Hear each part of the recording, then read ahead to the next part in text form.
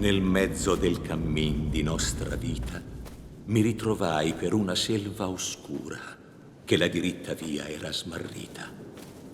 Ai quanto a dir qual era è cosa dura, e sta selva selvaggia e aspra e forte che nel pensier rinnova la paura, tant'è amara che poco è più morte. Dante si smarrisce nella selva.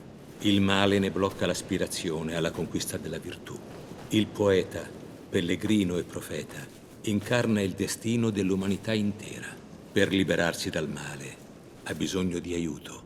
Glielo assicureranno la ragione e la fede, Virgilio e Beatrice.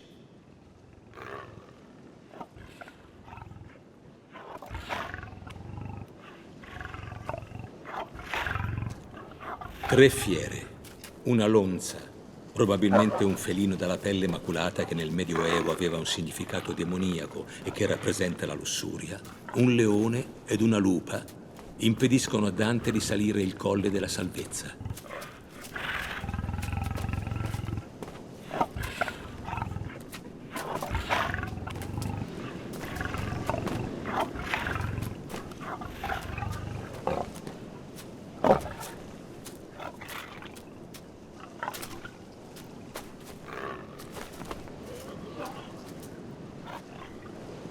Il sopraggiungere del leone ruggente per la fame, allegoria della superbia, e di una lupa di orribile magrezza, allegoria della cupidigia e della insaziabile avidità, convince il poeta che le sole sue forze non sono sufficienti a salvarlo.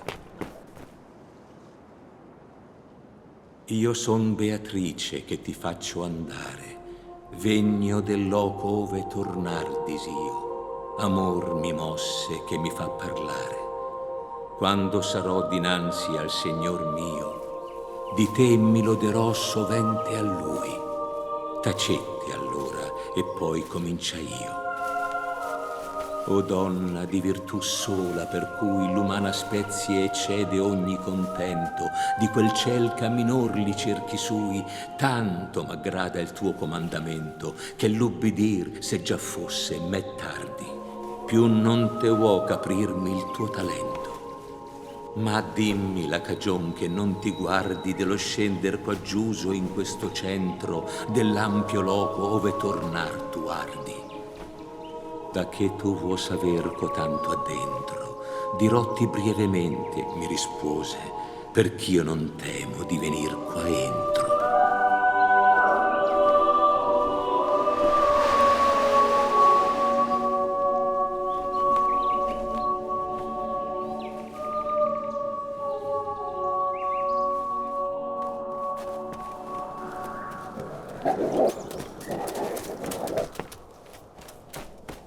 Virgilio sollecita Dante ad abbandonare ogni timore di fronte alla rivelazione del disegno e dell'intervento celeste. Narrare questa drammatica esperienza gli costerà dolore e fatica, ma il poeta si accinge a farlo per mostrare il prodigio della grazia. Rassicurato, conferma la decisione di intraprendere il viaggio e, affidandosi alla saggia guida, si addentra nella selva.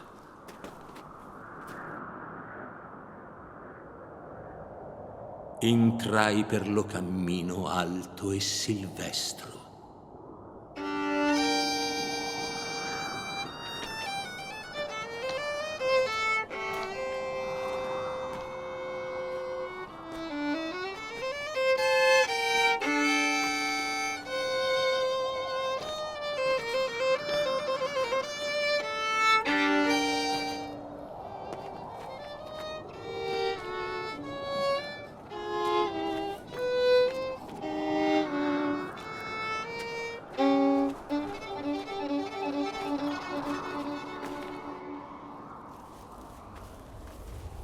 Nell'inferno dantesco si entra tramite una porta. Qui devi lasciare ogni paura, ogni titubanza, gli dice Virgilio. Qui vedrai quelli che han perduto il ben dell'intelletto. Per me si va nella città dolente, per me si va nell'eterno dolore, per me si va tra la perduta gente. Lasciate ogni speranza, voi che entrate. Nella cultura occidentale antica, la concezione dell'oltretomba ha origine dalla mitologia greca e latina. Su tale rappresentazione interverrà l'immaginario cristiano, adattandolo alle proprie categorie escatologiche e morali. Dante immagina l'accesso all'inferno come una porta sempre aperta, poiché la via del peccato è larga e comoda, nonostante la dannazione eterna a cui conduce.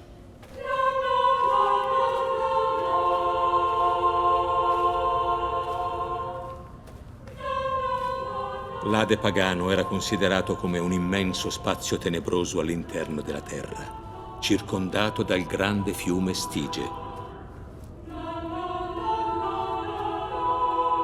Caron dimonio con occhi di bragia, loro accennando tutte le raccoglie, batte col remo qualunque s'adagia. Come d'autunno si levan le foglie l'una appresso dell'altra, finché il ramo vede alla terra tutte le sue spoglie, similmente il mal seme d'Adamo gittansi di quel lito ad una, per cenni come augel per suo richiamo.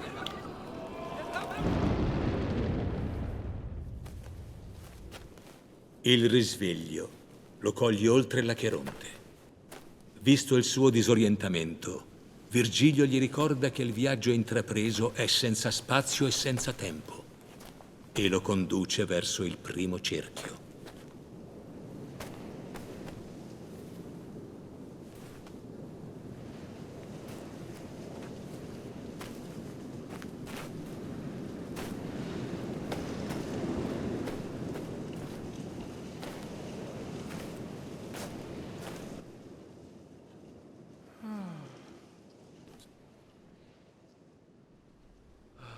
Sicch'io fui sesto tra cotanto senno. Così andammo infino alla lumera, parlando cose che il tacere è bello, siccome era il parlar colà dov'era.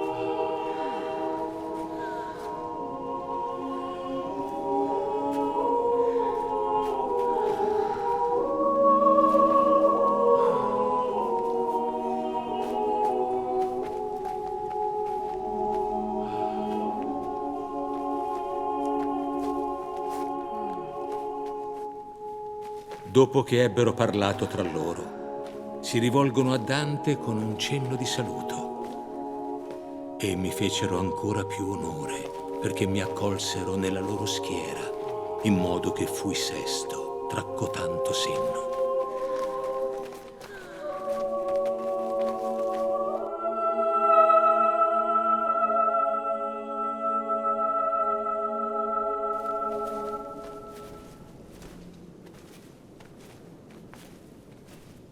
Superato il castello degli spiriti magni, coloro che si distinsero per meriti e fama, i poeti giungono in un grande prato sul quale si muovono le anime dei sommi personaggi del passato.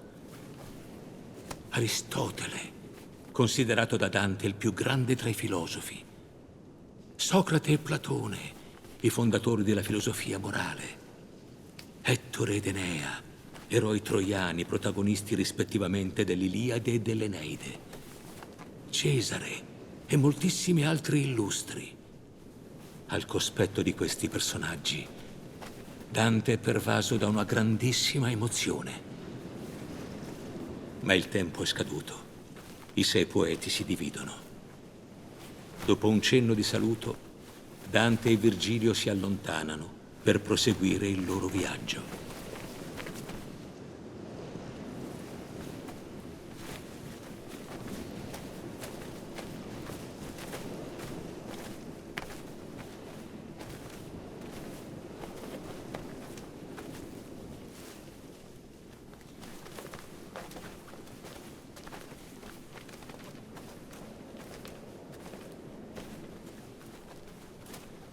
Stavvi Minos orribilmente e ringhia, esamina le colpe nell'intrata. La bufera infernal che mai non resta mena gli spiriti con la sua rapina, voltando e percotendo li molesta.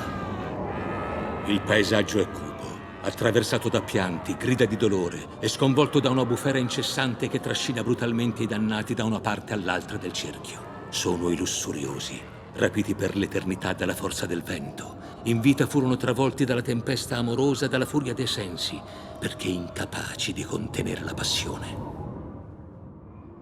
Quali colombe dal disio chiamate, con l'ali alzate e ferme al dolce nido vegnon per l'aere dal voler portate, cotali uscir della schiera ove dido, a noi venendo per l'aere maligno, sì forte fu l'affettuoso grido.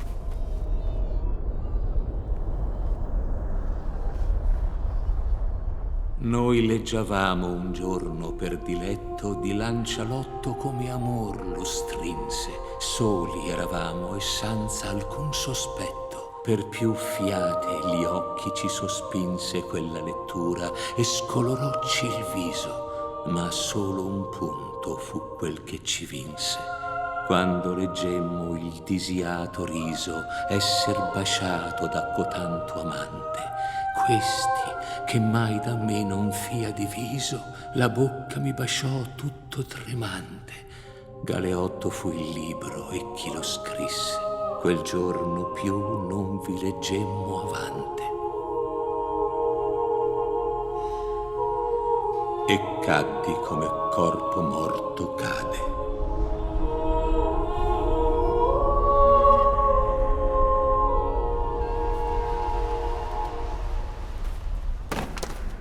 È l'ultima testimonianza della partecipazione di Dante alla vicenda dei due amanti. Il poeta rivive in se stesso il conflitto tra amore sensuale e spirituale di Paolo e Francesca. La loro colpa non è tanto quella di essersi innamorati, ma di aver messo in pratica il comportamento peccaminoso dei due personaggi letterari.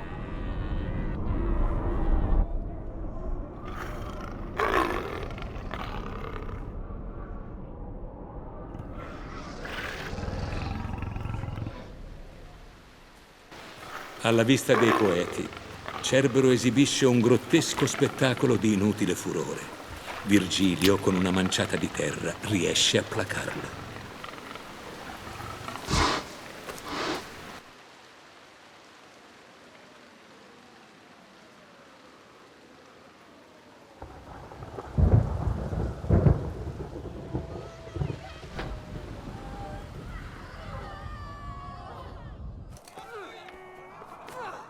Pluto, che sta a guardia dei prodighi e degli avari, è il demonio custode del quarto cerchio ed assale Dante con grida blasfeme, ma Virgilio lo zittisce dichiarando la volontà divina.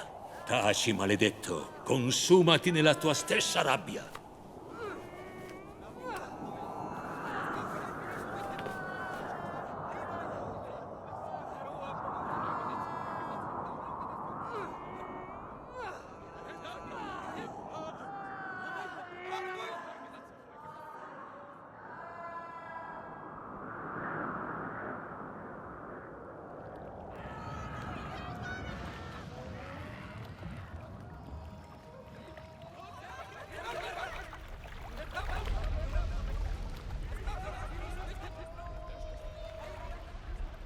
Allor distesi al legno ambo le mani, perché il maestro accorto lo sospinse, dicendo: «Via costà con gli altri cani!»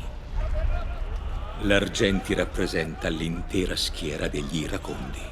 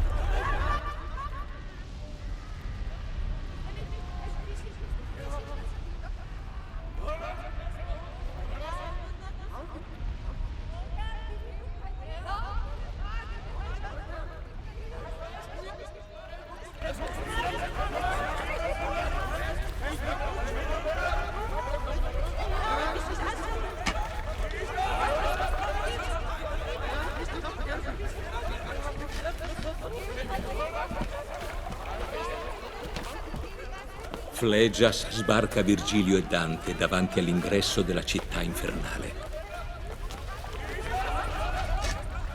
I diavoli si rifiutano di lasciarli passare, sbarrando le porte. Virgilio tenta di convincerli, ma inutilmente. Solo l'intervento di un messo celeste potrà risolvere il problema. Si può dire che proprio a Dite cominci l'inferno vero e proprio. È qui che Dante incontra l'ostacolo maggiore.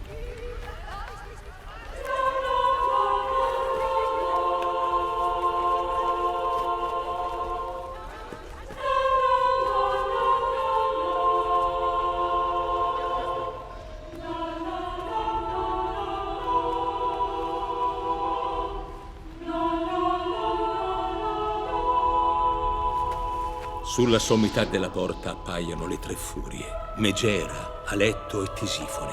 Si graffiano il petto invocando l'arrivo di Medusa perché impietrisca i visitatori inopportuni.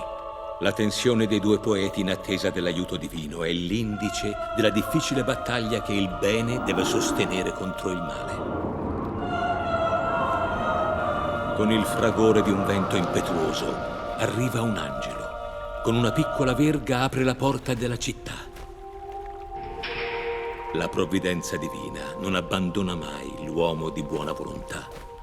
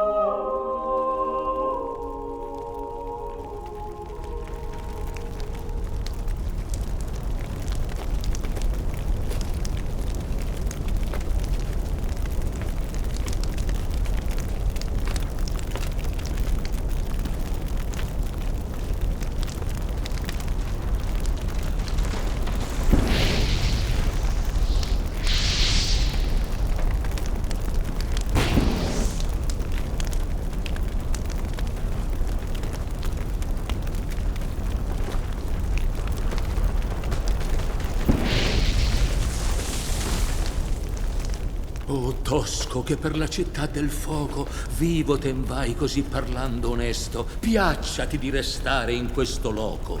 Dante incontra Farinata degli Uberti.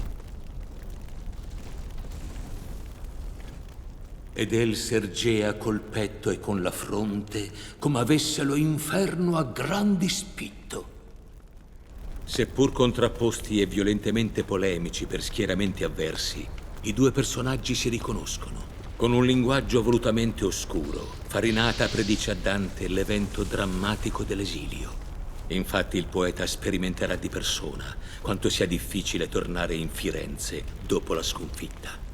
Se per questo carcere buio ten vai, grazie all'altezza del tuo ingegno, dov'è mio figlio? Perché egli non è con te? Sembrava giusto a Cavalcante che suo figlio Guido dovesse trovarsi con il poeta. Oltre ad essere amici, appartenevano alla stessa parte politica. Guido, proteso alla ricerca della verità con gli strumenti del raziocinio. Dante, convinto assertore della sudditanza della ragione alla teologia.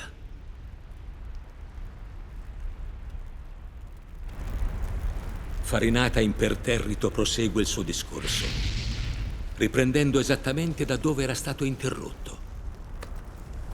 Il fatto che i suoi avi non seppero rientrare in Firenze dopo la cacciata gli provoca più dolore delle pene infernali.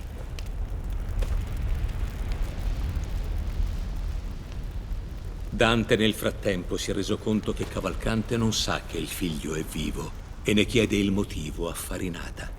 Egli spiega al poeta che i dannati hanno facoltà di prevedere il futuro di eventi lontani, mentre quando sono prossimi essi sfuggono al loro sguardo.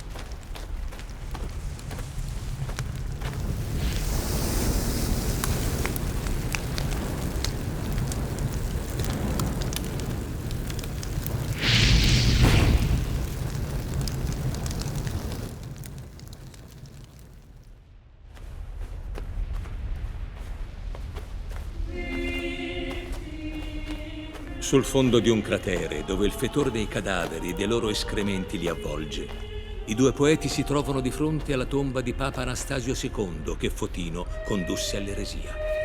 Quest'ultimo attribuiva a Cristo la sola natura umana, rendendo vano il suo sacrificio, annullando così gli effetti sulla redenzione umana.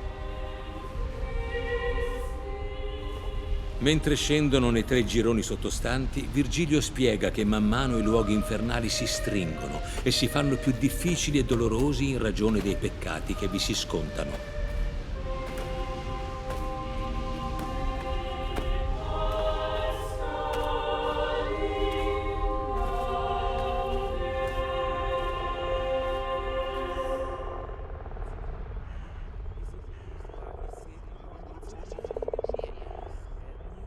E colsi un ramicel da un gran pruno, e il tronco suo gridò: perché mischiante? L'ambientazione tragica e al tempo stesso suggestiva della selva, con i suoi rami nodosi, rappresenta la contorta psicologia dei dannati. Dante pone le arpie, mostri della mitologia pagana, a guardia e sofferenza dei peccatori. Essi rompono i rami degli alberi al cui interno si trovano le anime dei suicidi, che in tal modo provano dolore ed emettono continui lamenti. A differenza degli altri dannati, dopo il giudizio universale, non si riuniranno al corpo che hanno disprezzato. Virgilio, vedendo lo smarrimento del poeta, lo invita a spezzarne uno. Perché mischianti? Perché mi estirpi? Non hai tu alcun sentimento di pietà?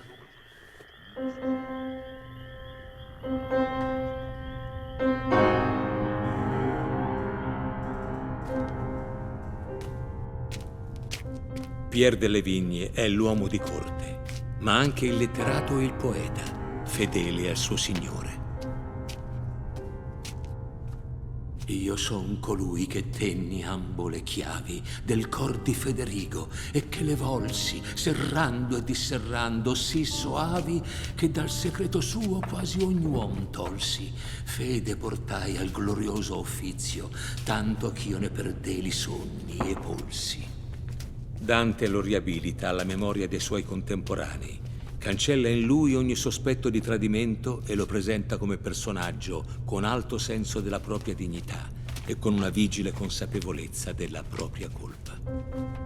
Nel 1249, sospettato di tradimento a favore di Papa Innocenzo IV, fu arrestato e condotto in catene in Toscana, forse a Pisa o forse a San Miniato al Tedesco.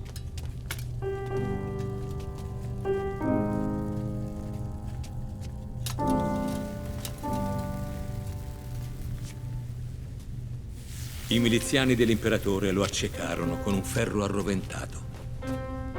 Dalle parole del ministro di Federico II traspare la rappresentazione di quel mondo di corte che Dante aveva ammirato per gli ideali di fedeltà e giustizia a cui egli stesso dapprima si era ispirato. Ma successivamente il poeta prende le distanze da quel mondo, evidenziando i confini etici del male e della corruzione che lo caratterizzano.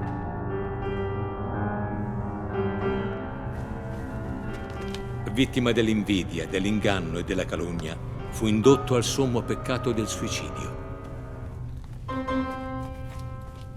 L'animo mio, per disdegnoso gusto, credendo col morir fuggir disdegno, ingiusto fece me contra me giusto. Egli ha preferito alla sopportazione o alla rassegnazione cristiana assaporare il disdegnoso gusto, mostrandosi superiori ai suoi calunniatori, mostrando loro con il suicidio il proprio disprezzo. Secondo Dante, il peccato di Pier delle Vigne, innocente da ogni sospetto di tradimento, è in questo atto di superbia nei confronti delle ingiuste accuse. Il suo gesto è un atto contro la legge divina, che obbliga al rispetto della vita perché è sommo dono. Sull'innocenza o colpevolezza di Pier delle Vigne si è discusso molto da parte degli storici, senza mai giungere a una posizione certa.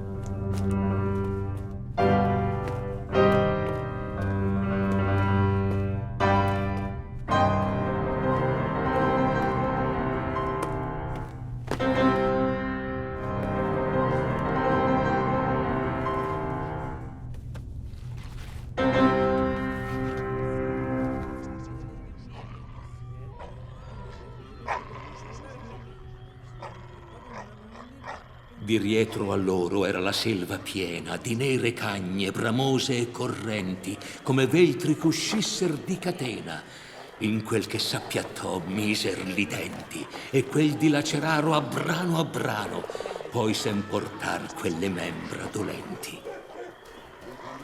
Nella selva fitta, intrecciata da un sottobosco di spine avvelenate, facendosi largo con le mani e il petto nudo, due dannati fuggono incuranti del dolore che si procurano. Tanta è la paura e la disperazione. Il dannato invoca la seconda morte, il totale annientamento, anche dell'anima, purché finisca il tormento. È la pena degli scialacquatori, essere rincorsi per la selva dei suicidi, braccati come animali ed essere sbranati da cagne fameliche. Dopo l'orribile scempio, le loro membra si ricompongono per poter rinnovare la caccia e lo strazio. In vita hanno dilapidato le sostanze, nell'inferno vengono dilaniati loro stessi. La dilapidazione delle proprie sostanze è la rovina di se stessi, perché considerate la base del vivere.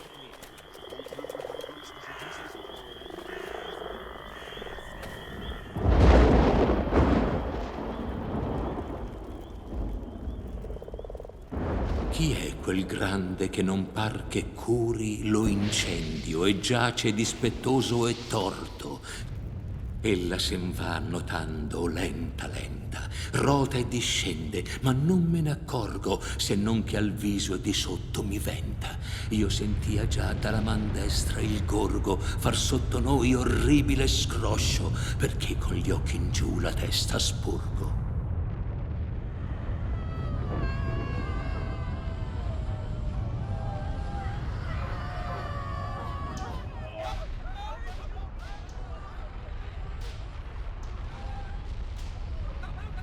Quella sozza e scapigliata fante che là si graffia con l'unghie merdose e or s'accoscia e ora in piedi stante, Taide.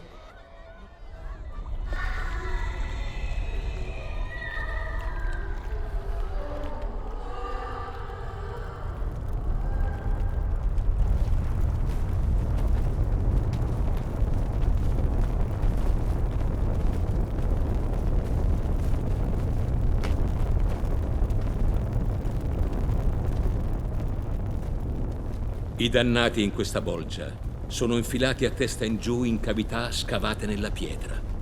La pena è inflitta per contrappasso.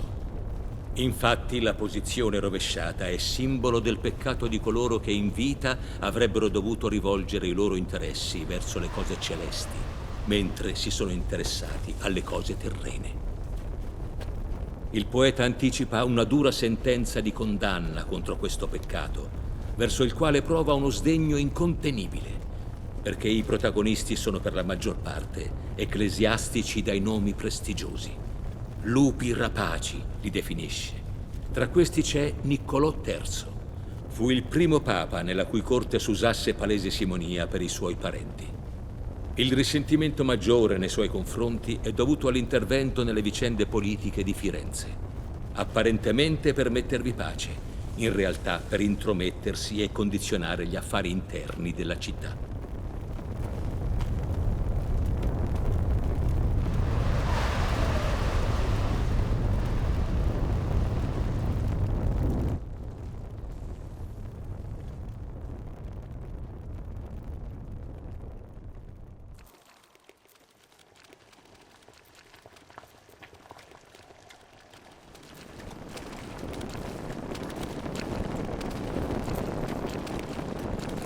Privi di scrupoli e dimentichi del bene comune, attenti soltanto al proprio tornaconto.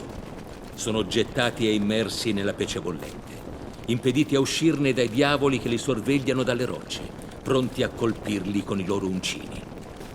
Virgilio si avvia verso l'argine che separa la quinta dalla sesta bolgia.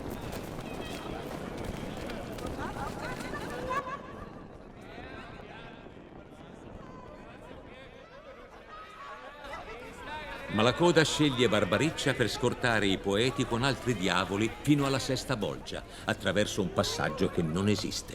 Infatti i ponti sono crollati fin da quando la terra e l'inferno hanno tremato nello stesso momento in cui è morto Cristo sulla croce.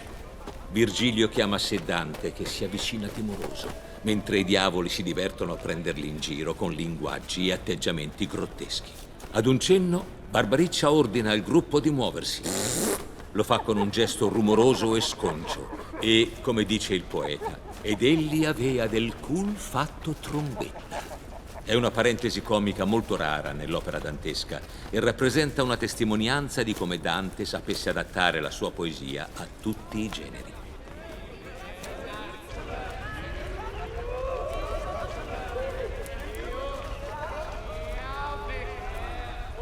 L'animatore di tutta la scena è il dannato Ciampolo di Navarra, astuto artefice di una vivacissima beffa.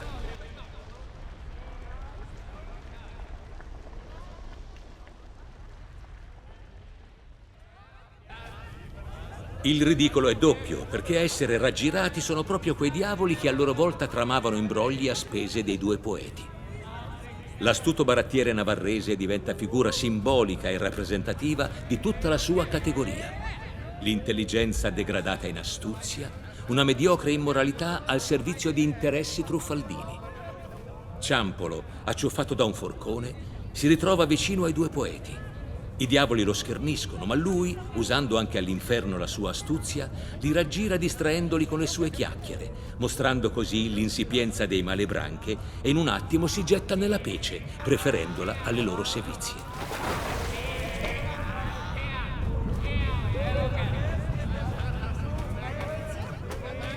Il senso comico è dato dalla goffa rissa tra i due demoni, che finiscono nel fiume di pece bollente alla ricerca di Ciampolo.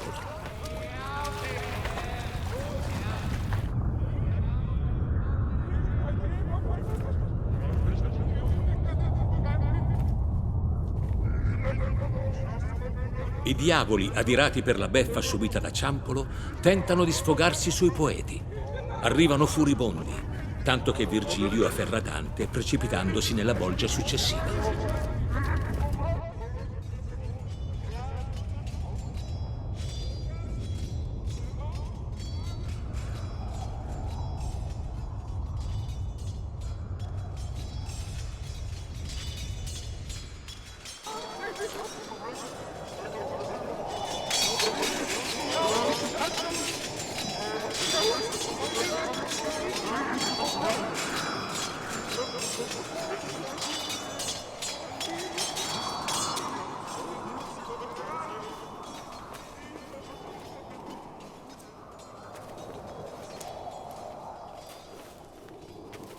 Sfuggiti ai diavoli di Malacoda, si ritrovano nella sesta bolgia, quella degli ipocriti.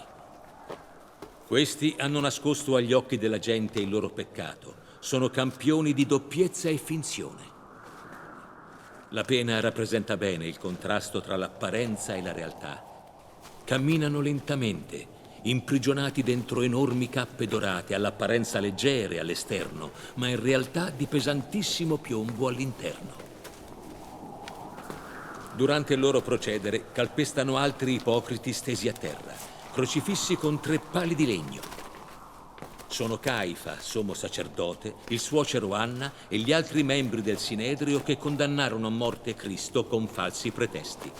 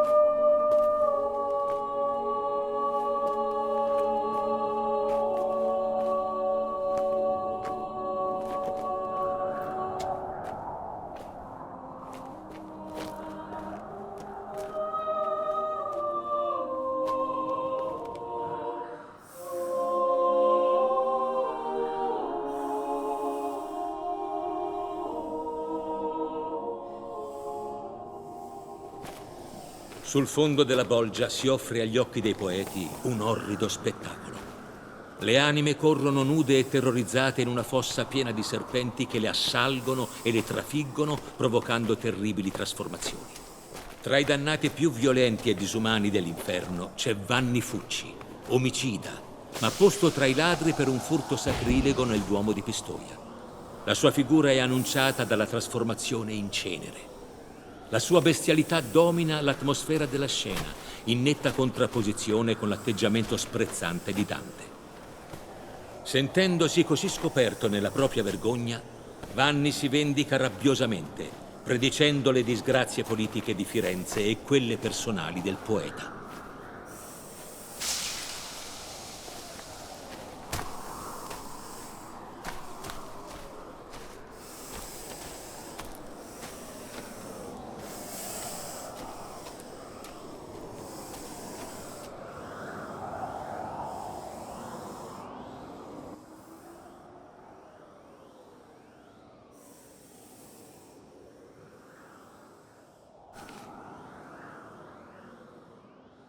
Là entro si martira Ulisse e Diomede.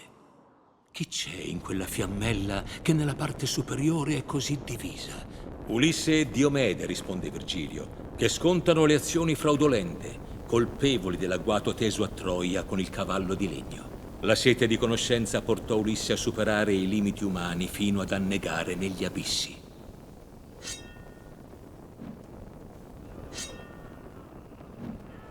E il capo tronco tenea per le chiome, peso con mano a guisa di lanterna.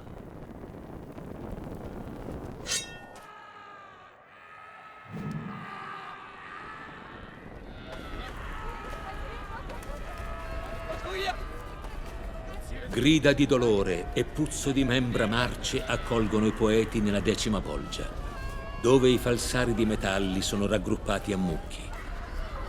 La loro pena consiste nell'essere preda di fastidiose e ripugnanti malattie. In vita hanno tentato tramite l'alchimia di adulterare e snaturare i metalli. Così all'inferno sono martoriati e tormentati da un fastidioso prurito. L'alchimia nel Medioevo era considerata una scienza. Qui Dante li condanna perché approfittarono delle proprie conoscenze per arricchirsi, ingannando il prossimo.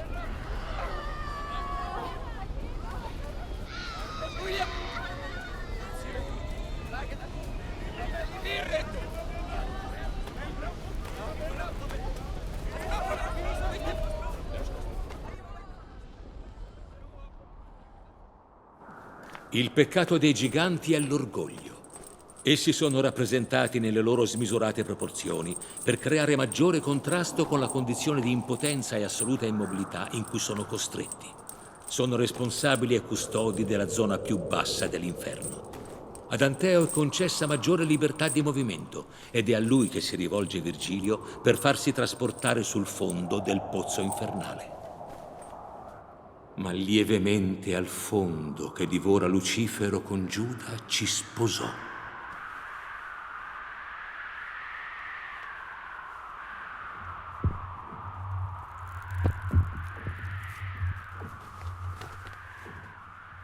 I due poeti si trovano sul bordo di un lago ghiacciato, il Cocito, mentre due dannati cozzano furiosamente tra loro. Sono peccatori che hanno premeditato freddamente il loro delitto. Svela, Camiccione dei Pazzi poco lontano, che i due sono fratelli e spiega anche che in quella zona del lago, la Caina, sono puniti i traditori dei congiunti.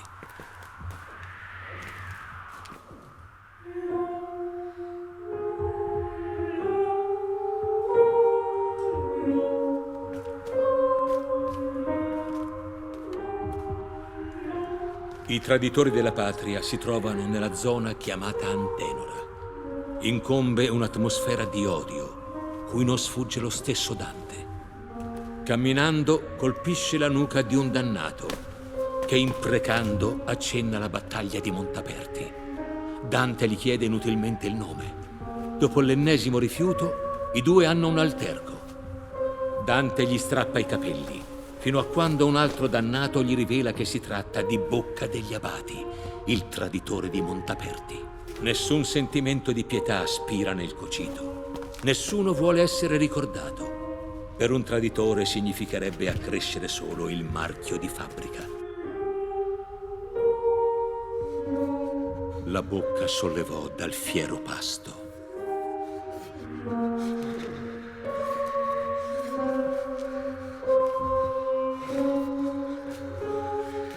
C'è ancora una zona dell'inferno da esplorare, con caratteristiche e dannati e pene specifiche. La figura del conte Ugolino diventa grande perché si fonda sul contrasto tra l'odio bestiale e feroce e l'amore paterno, tenero e impotente. La bocca sollevò dal fiero pasto quel peccator, forbendo la capelli del capo che gli avea di retro guasto. Poi cominciò. Tu vuoi ch'io rinovelli disperato dolor che il cor mi preme, già pur pensando pria ch'io ne favelli. Ma se le mie parole esser dien seme che frutti infamia al traditor ch'io rodo, parlar e lagrimar vedrà insieme. Io non so che tu sei né per che modo venuto sei qua giù, ma fiorentino mi sembri veramente quand'io t'odo. Tu dei saper ch'io fui conte Ugolino e questi è l'arcivescovo Ruggieri. Vid'io cascarli tre ad uno tra il quinto dì e il sesto, ond'io mi diedi già cieco a brancolar sovra ciascuno, e 2 dì li chiamai, poi che fur morti, poscia più che il dolor poté il digiuno.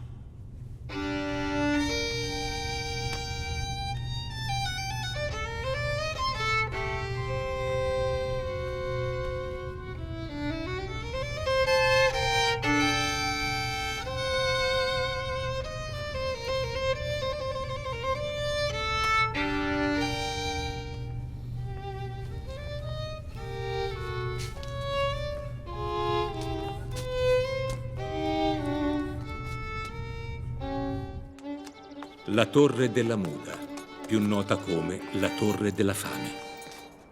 Qui dentro si è consumata la più tragica vicenda della storia italiana. La morte del conte Ugolino della Gherardesca e dei suoi figli e nipoti nel 1290. Catturato dalle forze militari dell'arcivescovo Ruggero degli Ubaldini, il conte fu imprigionato assieme ai figli e ai nipoti. Il motivo della condanna risale alla nomina come arcivescovo di Pisa di Ruggero degli Ubaldini da parte di Papa Niccolò III nel 1278. Pisa a quel tempo era retta dal ghibellino Ugolino della Gherardesca e dal guelfo Nino Visconti. Ruggero si insediò proprio quando iniziarono i conflitti tra i due, finché riuscì con astuzia a metterli l'uno contro l'altro e a sbarazzarsi di entrambi. Infatti, guidò la rivolta che portò alla deposizione del conte Ugolino con altre famose famiglie pisane, accusandolo di tradimento.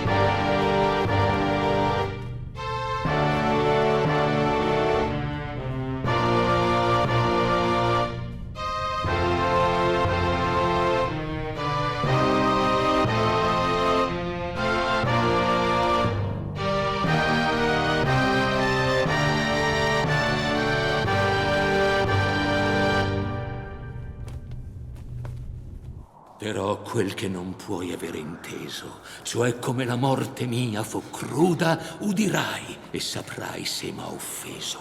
Quando ebbe detto ciò, con gli occhi torti, riprese il teschio misero codenti, che furo all'osso come d'un can forti.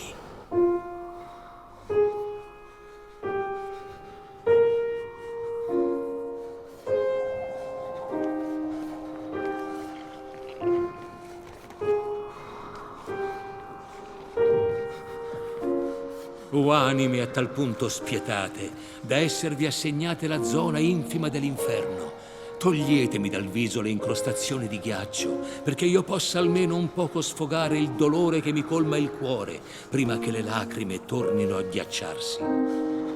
Frate Alberigo fu uno dei maggiori guelfi di Faenza. Fece uccidere 2 parenti con l'inganno durante una cena. Seppur vivo, nell'aprile del 1300, data del suo viaggio infernale, il poeta, contrariamente alla dottrina di Cristo che vuole la salvezza possibile fino in punto di morte, immagina i peccatori della Tolomea già condannati in vita e impossessati da un demone che li accompagnerà fino alla morte e li condurrà all'inferno. Lasciato frate Alberigo, i 2 poeti avanzano verso il re dell'inferno, Lucifero. Egli, in quanto primo ribelle a Dio e principe del male, è figura tradizionalmente contrapposta e speculare nel negativo a Dio. Dante gli conferisce i caratteri di una stravolta e grottesca regalità. Ha una testa enorme, composta da 3 facce di diverso colore. Sotto ognuna di esse spuntano gigantesche ali di pipistrello che, sbattendo, provocano il vento freddo capace di ghiacciare il lago cocito. Il suo opporsi alla forza divina si manifesta con un profondo senso di impotenza, evidente già nella sua condizione fisica, immobilizzato e conficcato nel punto centrale del lago.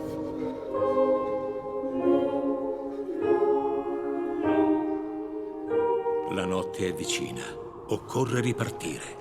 Cogliendo tempestivamente l'attimo in cui le ali di Lucifero si aprono, Virgilio, afferratele con forza, riesce a deporre Dante sull'orlo di una grotta. I 6 occhi del demone versano lacrime che si mescolano al sangue gocciolante delle 3 bocche in atto di maciullare, ciascuna un peccatore diverso: Giuda, Bruto e Cassio. Giuda ha il capo nella bocca centrale di Lucifero, mentre le gambe, dimenandosi disperatamente, restano fuori. La schiena, invece, viene scorticata dalle terribili unghie del carnefice.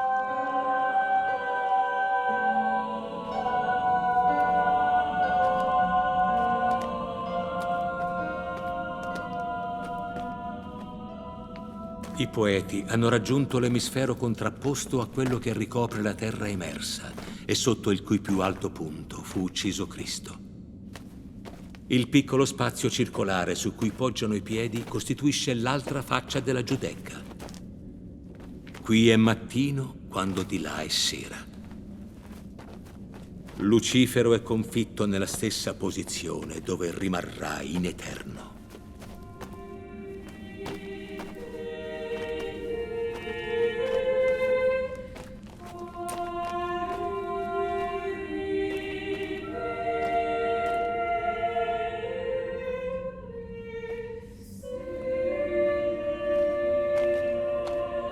Lo duca e io per quel cammino ascoso intrammo a ritornar nel chiaro mondo e senza cura aver d'alcun riposo salimmo su e il primo io secondo, tanto chi vidi delle cose belle che porta il ciel per un pertugio tondo, e quindi uscimmo a riveder le stelle.